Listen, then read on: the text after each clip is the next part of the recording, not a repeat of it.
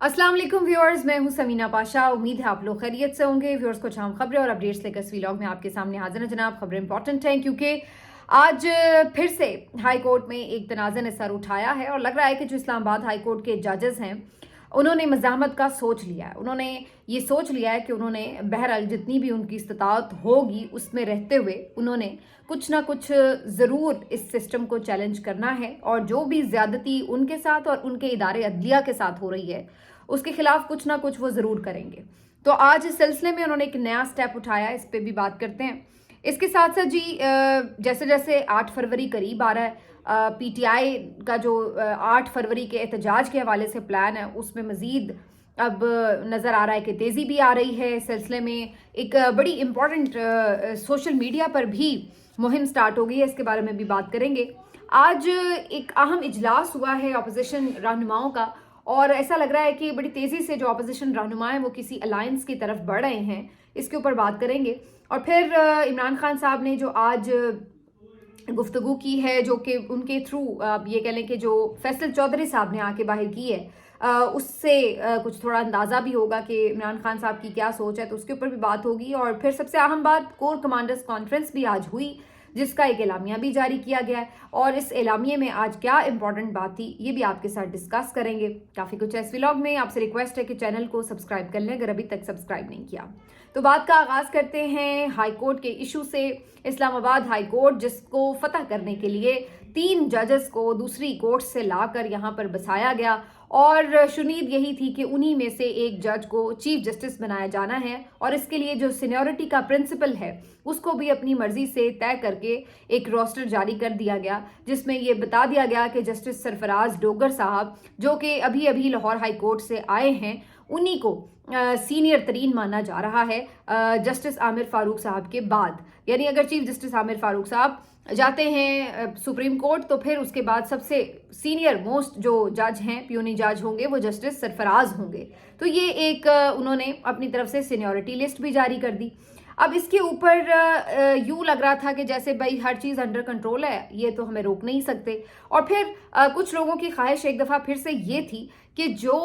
पहले supreme court में वारदात की वक्त ख्वाहिश थी कि जनाब हम तीसरे नंबर का, चौथे नंबर का चीफ जस्टिस बना देंगे जब जज, तो ऑटोमेटिकली जो सीनियर जजेस हैं वो इस्तीफे दे देंगे, हमारी जान भी छूट जाएगी इनसे, ये चले जाएंगे, इस सिस्टम से निकल जाएंगे तो हमारे लिए आसानी भी हो जाएगी और दूसरा हमारा काम भी चलता रहेगा, चीफ जस्टिस तो वैसे ही हमारे हाथ में होगा। लेकिन उस वक्त उम्मीदों पर औस पड़ गई जब जस्टिस मंसूर अली शाह साहब ने और जस्टिस मुनीब अख्तर साहब ने दोनों ने इस्तीफा ही नहीं दिया और सिस्टम के अंदर रह के ही काम करने को तरजीह दी। इसके साथ साथ अब वो सिस्टम में मौजूद हैं तो कहीं ना कहीं कुछ ना कुछ हल्की फुल्की चुटकी जो है वो काट देते हैं, जिसकी वजह से फिर सिस्टम की जो चीखें हैं वो आपको निकलती हुई नजर आती हैं। तो यही अब मामला जो है वो इस्लामाबाद हाई कोर्ट के जजेस के सूरत में भी हमें नजर आ रहा है कि यहाँ पर भी अब इनकी जो ख्वाहिश थी वो तो यही थी कि जब हम दूसरी कोर्ट से जजेस लेकर आएंगे तो ये जो सीनियर जजेस हैं ये तो वैसे ही खुद ही रिज़ाइन कर जाएंगे और जो कोई रह जाएंगे 2-4 उनको, बल्कि ये भी खबरों में लाई जा रही थी मार्केट में खबरें कि उनको तो हम और कोर्ट्स में ट्रांसफ़र कर देंगे। तो जो ये पूरी एक इस्लामाबाद हाई कोर्ट में आज़ाद मंश जजेस की पूरी आपको एक कंट्रोल नज़र आता था और पूरा एक जिसकी दहशत भी थी इस सिस्टम को, तो उन्होंने इसको पूरा का पूरा तोड़ने का ये प्लान बना रखा था कि 2-3 जजेस तो वैसे ही कर देंगे, हम लोग इंपोर्ट कर देंगे, 2-3 नए भर देंगे और 2-3 खुद ही इस्तीफे दे देंगे और बाकी जो 3-4 बचेंगे उनको हम इधर उधर फेंक देंगे, इधर उधर और ट्रांसफ़र कर देंगे। तो इस तरह सारी की सारी जो हाई कोर्ट है उसको उड़ा कर रख देंगे। तो ये एक प्लान नज़र आ रहा था। लेकिन यहाँ पर जो ये जजेस मौजूद हैं वो लग रहा है कि इससे सरेंडर नहीं करने वाले और उन्होंने ये तय किया है कि हम सिस्टम के अंदर रह के मज़ामत करेंगे। जो खबरें आ रही हैं बावसूख ज़राए से वो ये कि इस्तीफ़े का तो कोई ऑप्शन ज़ेर गौर ही नहीं है। तो उन्होंने सोचा है कि जी इस्तीफ़ा तो नहीं देना, हम सिस्टम में अंदर रहकर यहाँ पे पूरी मज़ामत करेंगे। अच्छा, अब उससे अगला मरहला था कि फिर चीफ जस्टिस कैसे आप बनेंगे, जो कि इस वक्त सीनियर मोस्ट जज हैं जिनका हक है कि वो चीफ जस्टिस बने, तो उनकी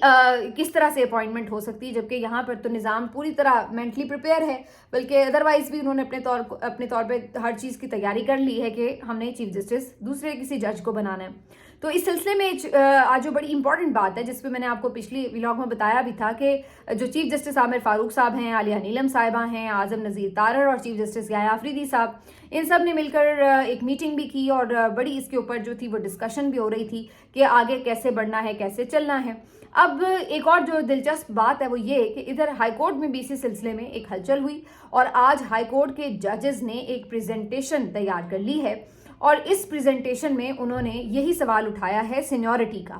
اور انہوں نے اس پہ کویسچن کیا ہے کہ جو آئین ہے اس کے مطابق تو جب بھی کوئی جج کسی ہائی کورٹ میں آتا ہے تو وہ اس ہائی کورٹ میں حلف اٹھاتا ہے اور اس کی جو سینیورٹی ہے وہ اس ہائی کورٹ کے حلف کے دن سے سٹارٹ ہوتی ہے۔ تو آپ یہاں پہ ججز تو لے آئے ہیں لیکن آپ نے ان کی جو سینیورٹی ہے وہ وہی برقرار رکھی ہے جو کہ ان کی وہاں پرانی ہائی کورٹس میں تھی۔ تو اس کے اوپر انہوں نے کویسچن اٹھاتے ہوئے ایک پریزنٹیشن تیار کی ہے اور اس پریزنٹیشن کو انہوں نے چیف جسٹس عامر فاروق صاحب کو بھی اور چیف جسٹس یحییٰ آفریدی صاحب کو بھی پریزنٹ کر دیا ہے، ان کو بھیج دیا ہے۔ اب اس کے اوپر ان کو جواب تو دینا چاہیے بنیادی طور پر، اور ظاہر ہے ان کی جو خدشات ہیں، تحفظات ہیں، اس کو کنسیڈر بھی کرنا چاہیے۔ دلچسپ بات یہ کہ خود چیف جسٹس یحییٰ آفریدی صاحب نے بھی چند دن پہلے اس بارے میں کہا تھا کہ جناب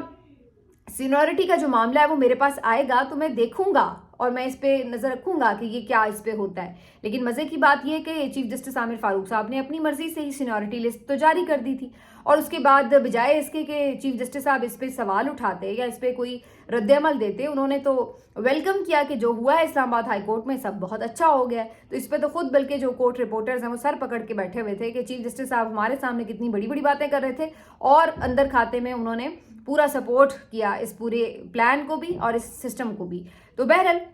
اب یہ جب خط یا جو بھی اس کو پریزنٹیشن کہہ سکتے ہیں، پریزنٹیشن جب جائے گی تو پھر دیکھیں گے کہ اس کے اوپر کیا ریاکشن آتا ہے۔ لیکن بالکل اس کو میرا خیال ہے، جہاں تک میرا اندازہ ہے، میں نے ابھی اس کے بارے میں کچھ لیگل ایڈوائس نہیں لی لیکن میں ضرور پوچھوں گی بھی کہ اس سارے معاملے کو ججز چیلنج بھی شاید کر سکتے ہیں۔ تو اگر ایسا ہوتا ہے تو یہ لڑائی تو پھر اور اگلے مرحلے میں جاتی ہوئی نظر آئے گی۔ تو یہ کافی انٹرسٹنگ ہے کہ جو یہ ہائی کورٹ کے ججز ہیں یہ اتنی آسانی سے اپنی جگہ چھوڑنے کے لیے تیار نظر نہیں آ رہے اور سسٹم میں رہتے ہوئے مزاحمت بھی کرتے ہوئے نظر آئیں گے۔ دوسری طرف آج جو مزاحمت سیاستدانوں کی طرف سے ہونی ہے اس کے اوپر بھی ایک اہم پیش رفت ہوئی ہے۔ مولانا فضل الرحمان صاحب نے آج ایک تشویشناک پریس کانفرنس بھی کی ہے۔ اس کو میں تشویشناک اس لیے کہہ رہی ہوں کہ جو انہوں نے بلوچستان کے حالات سے متعلق آگاہی دی ہے، تشویش کا اظہار کیا، وہ بہت امپورٹنٹ بات ہے اور انہوں نے کہا کہ اگر آج بلوچستان علیحدگی کی بات کرے تو اس معاملے میں بہت آگے ہے۔ اب اس سے آپ اندازہ لگا لیں کتنی سیریس بات کی ہے مولانا فضل الرحمان صاحب نے۔ تو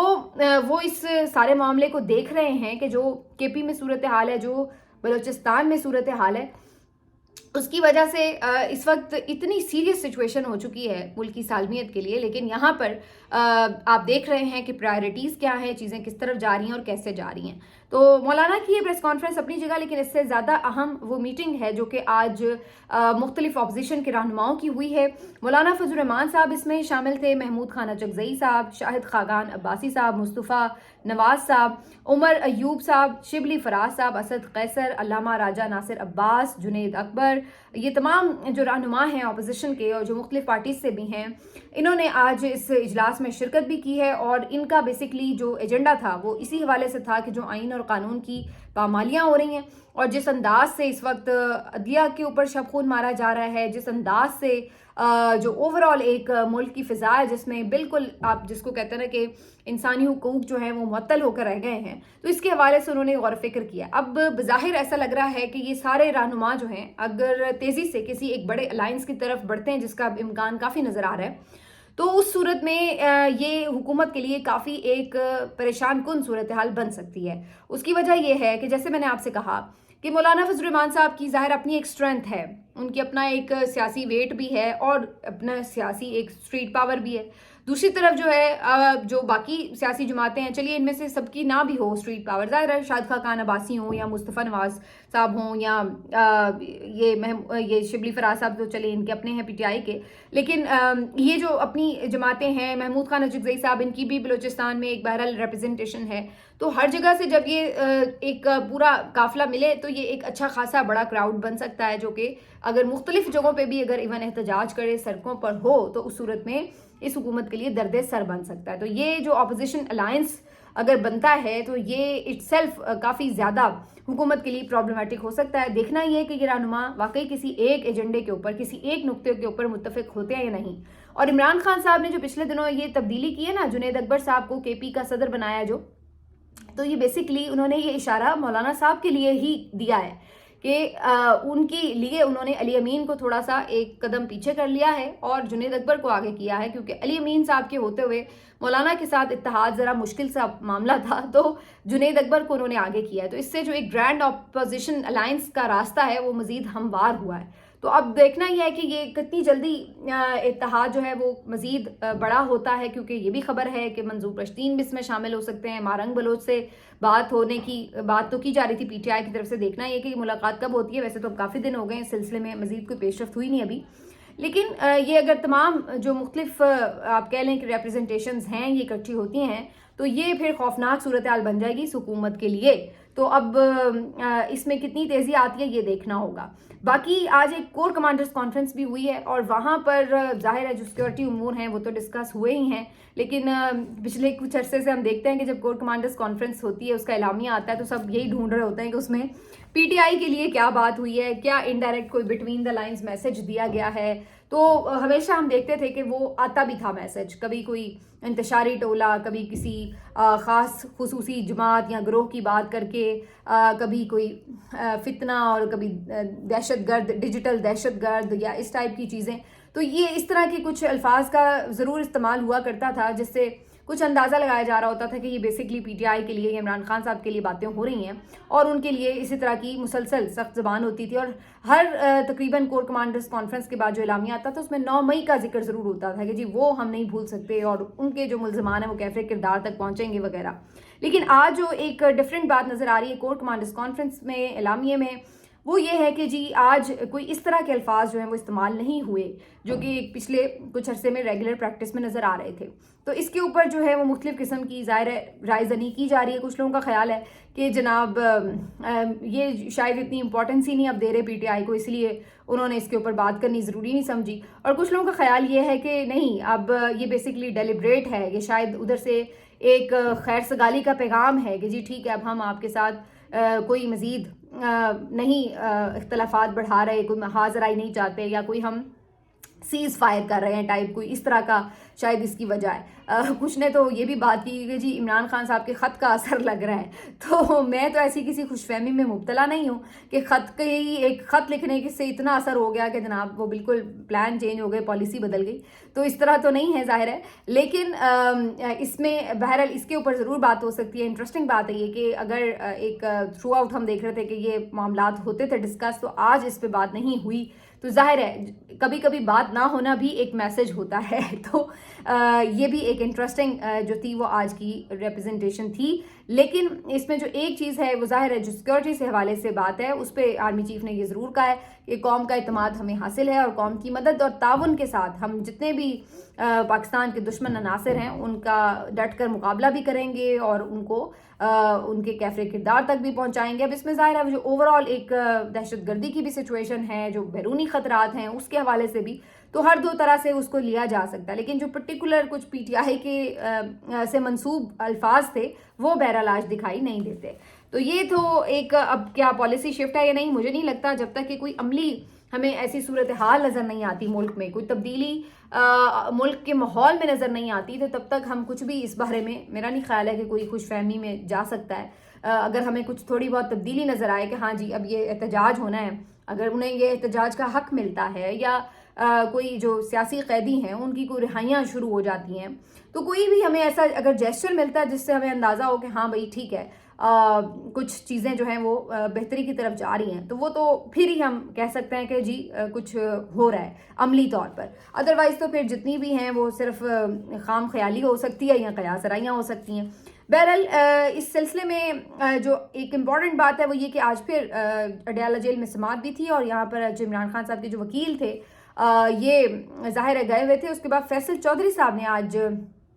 بلکہ آج سماعت نہیں تھی میرے خیال ہے, آج وکیلوں سے ملاقات کا دن تھا, اور فیصل چودھری صاحب جب آج باہر آئے ہیں تو انہوں نے آج بریفنگ بھی دی ہے اور اس کے اوپر میڈیا سے گفتگو بھی کی انہوں نے. اچھا، انہوں نے آج کافی امپورٹنٹ باتیں کی ہیں اور انہوں نے اگین یہ بتایا کہ جی کس طرح سے کیا کیا واقعات ہو رہے ہیں اور اس وقت کیا سچویشنز ہیں، ظاہر اس کے اوپر جو ایک ریپیٹ ہوتی ہیں چیزیں بہت ساری کی، لیکن ایک دفعہ پھر انہوں نے کہا کہ جو اب ہم 8 فروری پہ احتجاج کرنا چاہتے ہیں اس کے اوپر ہمیں دھمکیاں دی جا رہی ہیں، تو یہ بڑے افسوسناک کی بات ہے، 26 نومبر ریپیٹ کرنے کی باتیں ہو رہی ہیں۔ تو پھر یہاں پر فیصل چودھری صاحب نے الفاظ استعمال کی کہ آج کے جنرل ڈائر کی طرف سے جو دھمکیاں مل رہی ہیں، تو یہ اگین ایک جو میسج ہے وہ آپ کو بتا رہا ہے کہ جو کل ایک تاثر بنایا جا رہا تھا کہ جی عمران خان صاحب جو ہیں وہ بالکل کوئی ہر چیز بھلا بیٹھے ہیں اس طرح، تو میں نے کل ہی یہ بات کہی تھی کہ ایسا ہوگا نہیں، آپ دیکھیں گے آنے والے دنوں میں کہ ان کا پہلے بھی یہ چلتا رہا ہے کہ کبھی بیچ میں ظاہر ہر وقت آپ ایک ہی پیس پہ نہیں لگے ہوتے، کبھی آپ تھوڑا سا کچھ اور امپورٹنٹ سوال آ جاتے ہیں، آپ ان کے اوپر کچھ رائے دے دیتے ہیں، تو اس طرح کی چیزیں ہوتی ہیں۔ تو بہرحال یہ جو تھی وہ ان کی طرف سے تھی، البتہ ایک چیز کے اوپر فیصل چودھری صاحب کی طرف سے کافی کنسرن شو کیے گئے جو پچھلی دفعہ بھی کیے گئے تھے، وہ یہ کہ بشریٰ بی بی صاحبہ جو کہ اسی جیل کے اندر موجود ہیں، ان کی عمران خان صاحب سے ملاقات نہیں کروائی جا رہی، اور ایک طرح سے بشریٰ بی بی صاحبہ کو تو بالکل ہی آئسولیٹ کر دیا گیا ہے۔ اچھا، اس کے علاوہ جو اس میں امپورٹنٹ بات ہے کہ پچھلی دفعہ تو ایون جب سماعت بھی تھی تو تب بھی بشریٰ بی بی صاحبہ کو وہاں پر نہیں آنے دیا گیا تھا، تو اس کے اوپر اس دن بھی فیصل چودھری صاحب کا یہ کہنا تھا کہ کچھ نادیدہ قوتوں نے بشریٰ بی بی صاحبہ کا یہاں پہ داخلہ منع کیا ہوا تھا اور عمران خان صاحب سے ان کی ڈیلیبریٹلی ملاقات نہیں ہونے دی جا رہی۔ تو ایک طرف اس طرح کی سچویشنز ہیں، دوسری طرف لوگ اگر یہ خوش فہمیاں پال رہے ہیں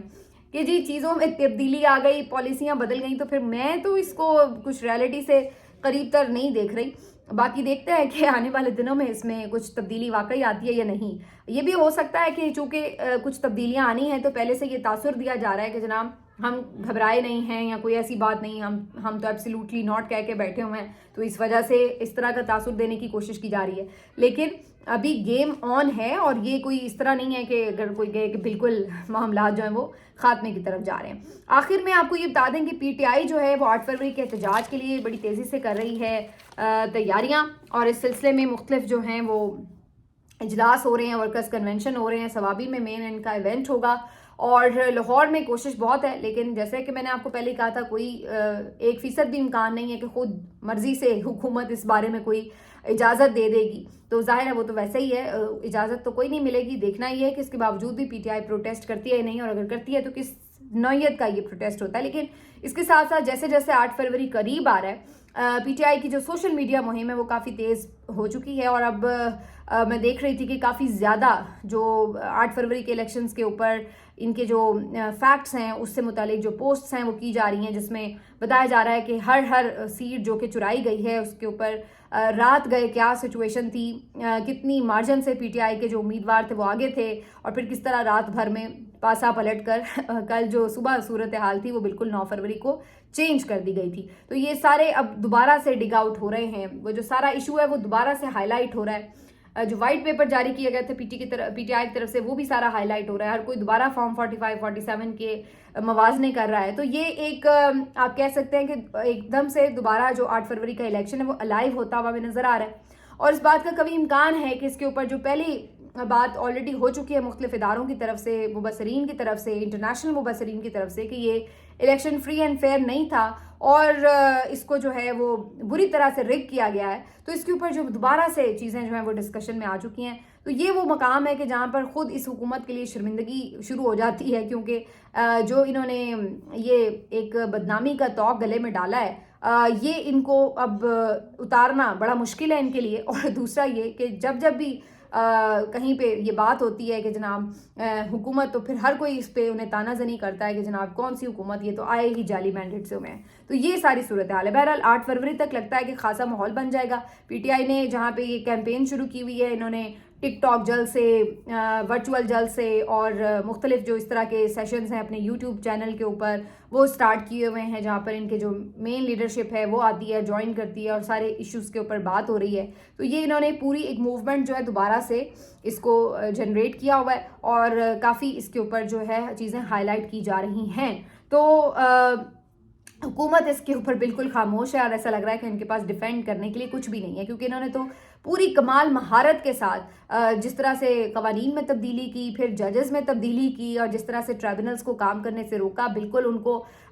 बिल्कुल पाबंद कर दिया कि वो कुछ काम ही ना करें, तो उसकी वजह से सूरत हाल ये कि कानून के मुताबिक इन इलेक्शन ट्राइब्यूनल्स को 60 रोज़ के अंदर 6 महीने के अंदर ये फैसले करने थे। जितनी भी डिस्प्यूटेड सीट्स थी इनके फैसले 6 महीने के अंदर करने हैं इलेक्शन रूल्स के मुताबिक, लेकिन 1 साल गुजर चुका लेकिन इनमें से सीटों के फैसले नहीं हुए। तो ये आपको, बल्कि ना सिर्फ ये कि फैसले नहीं हुए बल्कि करीब करीब भी नहीं, अभी तक कोई हियरिंग्स ही नहीं कहीं पे हो रही है। अगर हो रही हैं तो वो बिल्कुल ना होने के बराबर हियरिंग्स हो रही हैं, खाना पूरी हो रही है। तो ये जो सारी चीज़ है ये आपको खुद ही बता रही है कि जाहिर है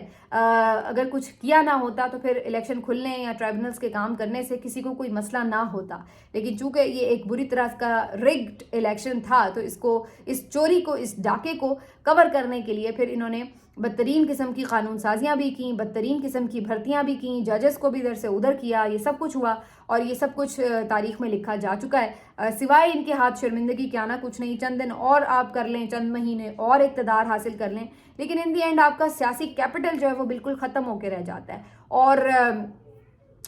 जिन सहारों से ये आए हैं वो सहारे तो आर्जी हैं, वो कोई हमेशा रहने वाले तो है नहीं। उनकी तो अपनी इस वक्त जिसको कहते हैं कि पब्लिक में कोई मकबूलियत नहीं है, तो वो इनको कितना सहारा दे सकेंगे। तो इस वक्त ये सिचुएशन है। तो बहरहाल लेट्स सी, अभी एक ताकत का जोर ज़रूर है, उसके ऊपर जितनी देर आप हुकूमत कर लें, लेकिन अगर आप ये कहें कि जी पब्लिक की कोई आपको सपोर्ट हासिल है तो वो इनको भी पता है कि इनके पल्ले कुछ है नहीं। मिलते हैं आपसे अगले व्लॉग में, अपना ख्याल रखिए, अल्लाह हाफिज़।